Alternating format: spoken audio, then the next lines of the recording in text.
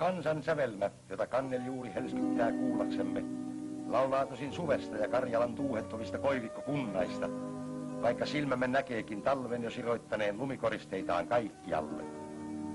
Mutta emme nyt niinkään välitä siitä, onko kesä tai talvi.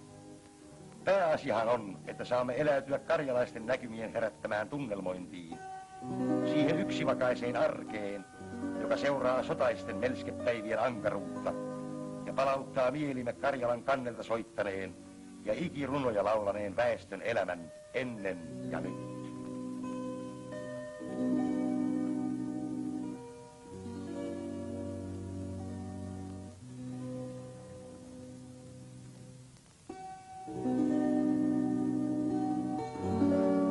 Siinä on nuorta polvea suksilla oppimassa isiltä perittyä sivakkataitoa. Vielä on liikkeessä kömpelyyttä ja haparointia, mutta pianpa siihen tulee tuo vanhan erämiehen joustava ja jouduttava ponkaisu, jollaisena sen tuossa näemme ja joka on suomalaisen hiihtotavan erikoisuus. Se on opittu muinaisilla eräretkillä jo niihin aikoihin, jolloin karjalaiset nykyisen ajanlaskun ensimmäisen vuosituhannen loppupuolella alkoivat asuttaa Laatokanmeren ja Äänisenmeren välistä kannasta.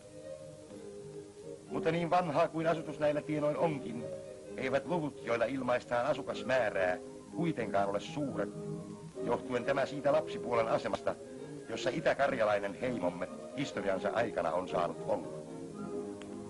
Itä-Karjalan alueella on suoritettu tarkempia väenlaskuja vain vuosina 1897, 1920, 1926 ja 1933. Ja oli väkiluku vuoden 1897 lopussa hieman yli 170 000. Vuonna 1920 väkiluku on pudonnut alle 150 000, mutta vuoden 1933 lopussa se on luonnollisen väen lisäyksen ja siirtolaisuuden ansiosta kohonnut 380 000.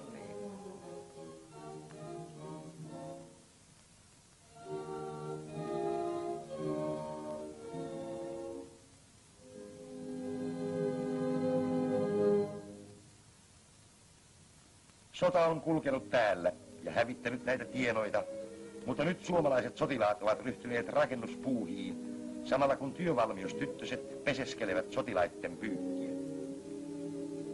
Niin on tämä suomalaisten tyttöjen pyykin pesu ja suomalaisten sotilaitten jälleenrakennustyö ikään kuin merkkinä uuden päivän koitosta Itä-Karjalassa.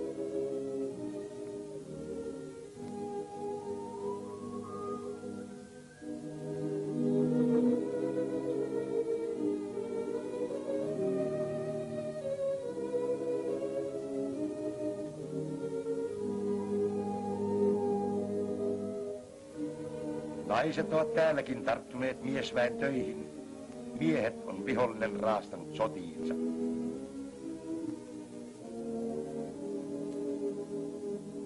Jos joitakin vanhempia miehiä onkin, tarvitaan heitä taitotyöhön, ammattityöhön, joka nostaa vanhan salvoksen entiselleen.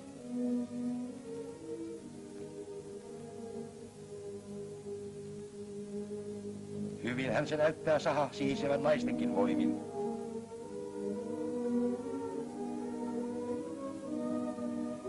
Tukki katkeaa ja pöllit pinotaan rekeen. Ja kun ei ole nelijalkaista vetäjää, menettelee oivasti kaksijalkainenkin. Heinän vetoakaan ei saada unohtaa. Siihen käytetään toki hevosvoimaa, kun sitä kerran on. Heinäsato ei ole kehuttava, mutta parempi tämäkin kuin ei mitään. Itä-Karjala on kautta aikojen ollut maatalousmaa, jossa asukkaiden valtaosa on harjoittanut maanviljelystä. Ja kun nyt uudet tuulet ovat alkaneet puhaltaa, saataneen näilläkin tienoilla jo ensi kesänä korjata entistä suurempia ja riittoisampia satoja, sekä heinää että viljaa. Kaikkeen hyvään umpia satoja, sekä heinää että viljaa. Kaikkeen hyvään uskoen ja parasta toivoen palannevat nämäkin ihmiset mataliin majoihinsa. Ovat löytyneet piiloon viedyt kirkon kellotkin. Hartain mielin kannetaan ne takaisin kylän pyhäkköön, jossa Jumalan palvelusta ei enää tämän jälkeen valtion rikoksena eikä sabotaasina pidetä.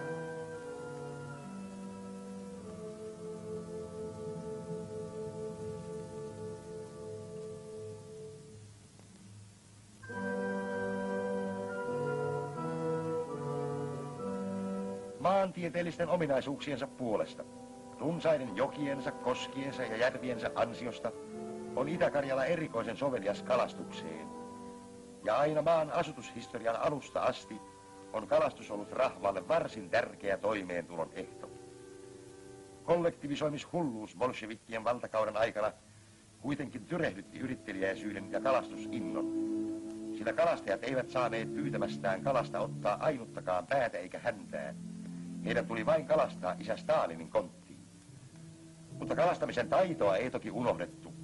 Pollusyjen mentyä kaivettiin pyyntivehkeet esille, ja niin alkoi kalakin jälleen kuulua väestön ruokavalioon. Eivät vain kuulu kaikki alkuasukkaat vieläkään uskovan, että se kala, minkä he saavat pyydyksiinsä, on heidän omaansa, ei kenenkään muu.